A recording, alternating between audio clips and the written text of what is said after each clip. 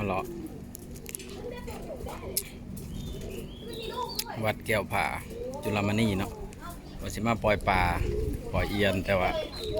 มื้อนี้เอียนบ่มีมีแต่นกคนแก่หลายเกินแค่แม่น้ำเจ้าพระยาเนาะ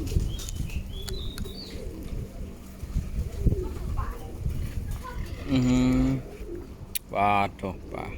หลายเกินปลายังวะ ปลาดุก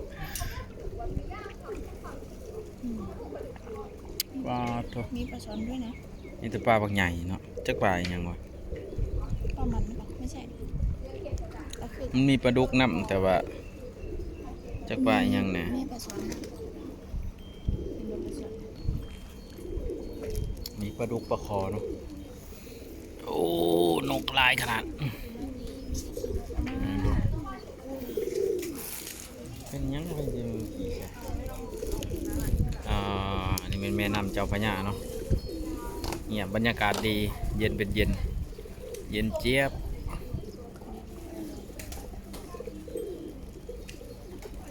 ขามไปสะพานพังนังคือสิคักว่ะคือสิงามดีว่ะ